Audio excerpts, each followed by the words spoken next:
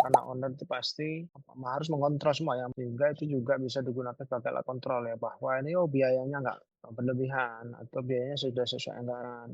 Ya sudah nggak main feeling lagi ya, karena kalau tanpa alat ini kebanyakan para owner dan CEO ya, atau direktur atau owner itu main feeling kurang tepat ya, sehingga merasa nanti di suatu bulan tertentu merasa kebanyakan keluar biaya ya, padahal masih ada anggarannya. Ini nggak berlebih dari nggak beli dari anggaran. Nah, ini lebih nyaman ya, lebih nyaman pada owner atau direktur. Mengenai marketing, Jazakumullah khairan Bapak-bapak sekalian. Apakah misalnya ada project ya bisa Iya, nanti paling Sydney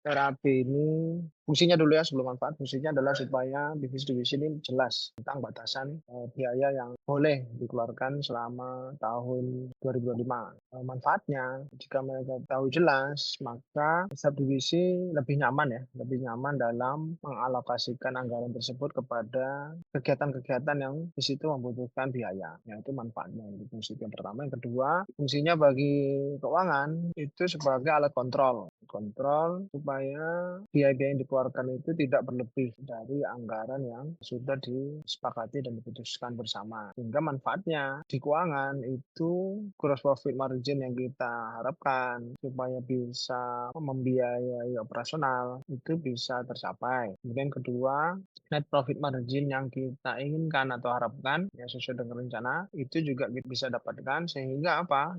Sehingga yang pertama pembelian aset atau kalau bahasa keuangannya capital expenditure, nah itu bisa terwujud. Tentunya dalam hal ingin mengembangkan perusahaan ya atau menumbuhkan perusahaan sebagaimana seharusnya, itu kan ada investasi yang harus dilakukan ya dari perusahaan. Nah itu tergantung juga dari net profit. Jadi CAPEX ya, capital expenditure ini ditentukan setelah mendapatkan net profit. Maka net profit juga harus kontrol. Jika memang perusahaan ini menginginkan ya, dari penjualan tahun 2005 net profit marginnya ya di situ 3,9%, nah kita pinginnya ya nyampe 5% ya, 3,9% tersebut, sehingga diketahui berapa nanti yang digunakan untuk diinvestasikan kembali dalam perusahaan. Ya contoh peremajaan kendaraan logistik ya kan, atau alat-alat kerja seperti komputer dan seterusnya.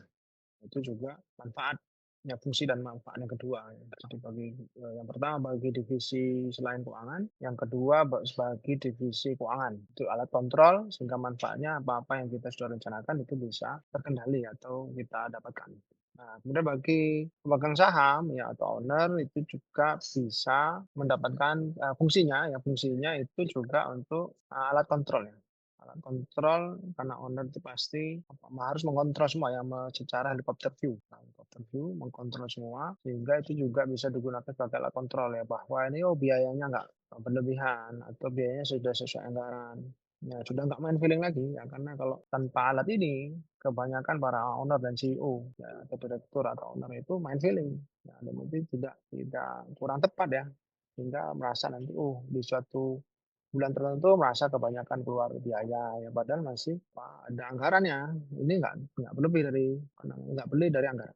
Nah, ini lebih nyaman ya, lebih nyaman pada owner atau direktur atau pemegang saham yang mengkontrol keuangan secara helikopter view.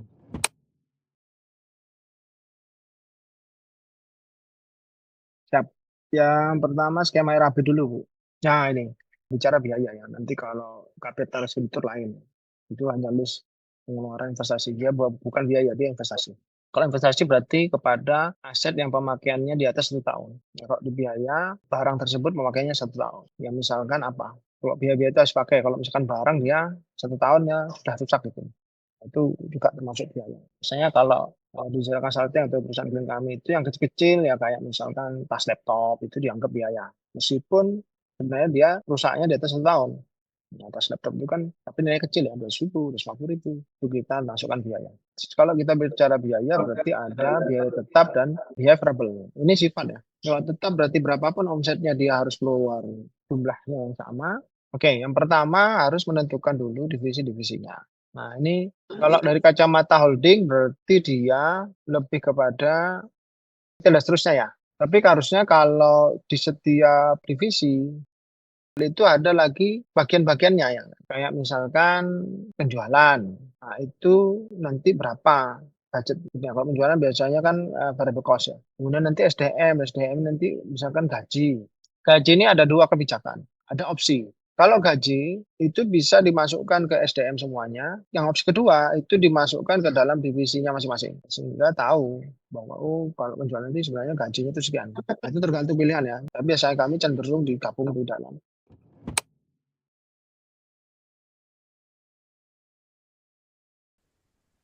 Oke, kalau di penjualan itu biasanya bersifat variable cost. Apa contohnya? Biaya fee sales. Nah, ini nggak tahu. Yang ini yang tahu perusahaan nih. Fee penjualan itu yang dapat siapa aja. Nah, itu tulis di sini. Ya, siapa aja. Kayak kasir kemarin kan dapat tuh. Regional sales manager dapat biasanya kan. Siapa kepala toko dapat ya. Nah, ini satu-satu, Mbak. Jadi didetailkan. RM ini sebenarnya dapat berapa. Jadi tahu. Langsung nanti tinggal kalikan omsetnya aja. Nah, skemanya kayak apa, Bu? Kalau untuk regional sales manager ini? Iya, berarti berapa persen? Kalau nggak nyampe 0,1. Ya, tulis saja 0,1 dulu. Ya, betul di persen itu, Mbak. Ya. Oke, clear. Jadi nominalnya, targetnya tahun depan berapa? 150 ya? Coba targetnya tulis dulu, Mbak. Ini target omset bawah. Ya, itu 150 miliar. Ini yearly Per ya, Pak tahun, ya? per tahun, per Tahunan. tahun. Ya, betul, yearly. Oh, 56 ya kemarin, ya, ya. Iya, oke. Terus, ya nominalnya itu diganti sama dengan rumusnya ya. Sama dengan persentase dikali target omset. Persentase dulu dikali target omset. Oh, persentasenya keliru kali itu. 3% tuh. Apa aneh? Oh iya, pakai koma tuh. Pakai titik ya, pakai koma. Kasih 0, di belakang 2 di belakang koma aja, Mbak. 2 di belakang koma aja. Ah ya, sip. Oke. Nominalnya kasih accounting aja ya, rupiah. Yang Di 56 gambaran juta aja, ini Pak. dirupiahkan aja. Ya gambar aja nanti disusun untuk semua divisi. Oke, visualis berapa yang mau dianggarkan? Dikira-kira aja dulu nanti. Yang aktual jangan diisi dulu, nanti saya jelaskan. Kita nyusun skema anggarannya dulu. Oke, biasanya kalau kita saraninnya yang biaya tetap itu nanti diwarnain. Dibedain warna kolomnya. Ya, misalnya gaji ini kan tetap semua nih. Kesehatan ini variable cost ya. Ini tetap. Kolomnya yang diwarnain ya. Misalkan warna apa boleh kelihatan. Itu gaji juga nih, THR juga kan tetap semua nih. Kesehatan nggak tetap. Tembakau tetap nggak, Bu? Ya, kalau kesehatan kan kalau sakit doang ya kan, variabel dia. Tembakau Iya. tetap, berarti warnanya sama, Mbak. Nanti kita tulis keterangan bahwa warna merah muda ini adalah tetap. THR juga ya, kan satu kali gaji betul ya, tetap ini. Ya, nanti kan ya sesuai sesuai kebijakan ya, tapi kan tetap ya Bu, omset berapapun Iya, dikeluarin iya. begitu ya. Terus biasanya juga biaya training itu di SDM, nggak bisa dianggarkan, jadi kompetensinya naik terus. Nah kalau ini variabel, Apa namanya manajemen maksudnya kemana? Kayak BW konsultan gitu. ya SDM masuk aja biaya training and development ini, pengembangan dan Training. training. Dan nanti sesuai kebijakan usaha ya. Kalau biasanya secara default itu 3-5% dari omset yang harus investasikan kepada training dan development. Tambah I. Oke, clear. Ya, nanti tergantung ya, biasanya 3-5%, nanti tergantung kebijakan perusahaan mau berapa dari omset. Kemudian ada lagi biaya rapat kerja, ini harus dianggarkan untuk 2026. Ya kan? Ya, iya, biaya rapat kerja. Itu biaya gathering, biaya rapat kerja 2026. Kalau rakernya yang 2026, raker 2026 kan. Maksudnya biaya rapat kerja untuk 2026. Oh iya, iya. Ah,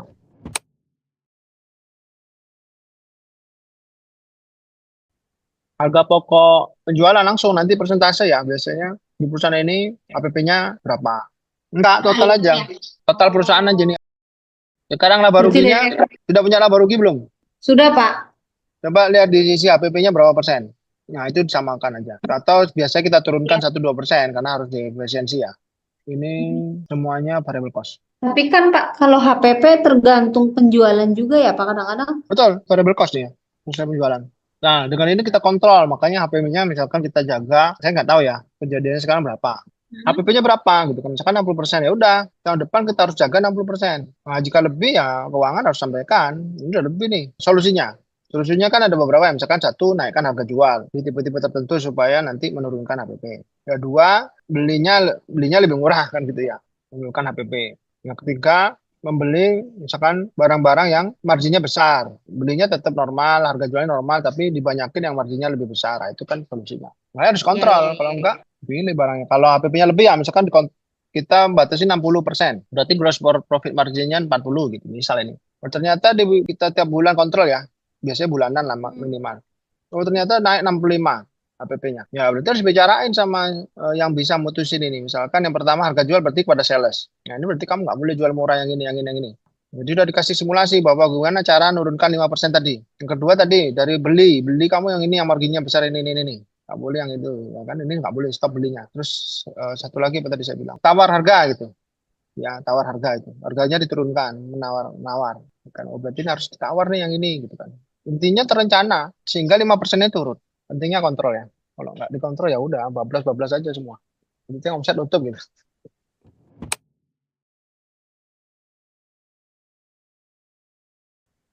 Jadi paham nggak? Iya. Kalau Picos jangan dari persentase ya Mbak. Kalau Picos itu dari nominal yang ditulis. 6 juta berarti itu persentasenya baru.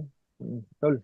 Nah, berarti aktualnya, ini ditulis 6 juta. Pokoknya kalau dia Picos, aktualnya harus sama dikeluarkan dalam tahun itu. Kalau ada lebih gimana Pak? Ya ada lebih berarti bisa dialokasikan ke yang sama ya pulsanya dilebihin gitu kan. Misalkan contoh. Oke, dikasih keterangan aja.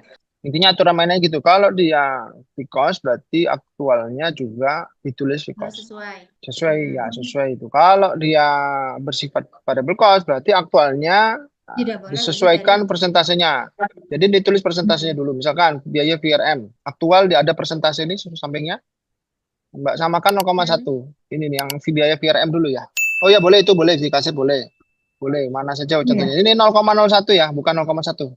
Ya, nanti aktualnya adalah persentase variable cost-nya dikalikan realisasi omset. Nah, kalau bisa setiap bulan dikontrol apakah sudah Iya. benar. Jadi kalau realisasinya di pekan itu 100 juta, ya ini harusnya fee-nya segitu. Oke, baru kalau realisasi itu adalah yang fakta dikeluarkan. Nah, ini memang harus diisi sama keuangan. Oh, meskipun budgetnya bisa jadi aktualnya 1 juta, belum tentu realisasinya 1 juta. Kenapa? Karena mungkin ada yang mengundurkan diri sebelum dapat ini, misalnya. Ya, itu fungsinya realisasi adalah kontrol yang benar-benar realisasi dikeluarkan. Nah, kalau aktual batas dari biaya yang boleh dikeluarkan berdasarkan realisasi omset. Gitu ya. Karena dia bersifat variabel. Busa salesman ini 6 juta kan setahun. Berarti kan harus diketahui bulanannya berapa. Berarti realisasinya setiap bulannya harus setiap sesuai dengan anggaran bulanan. Nah, nanti Vikasi juga sama. Aktualnya berapa? Yaitu maksimal gitu. Ini untuk kontrolnya. Terutama yang variable cost ya. Kalau Vikos kan gampang hitungnya. Clear. Tinggal dibagi.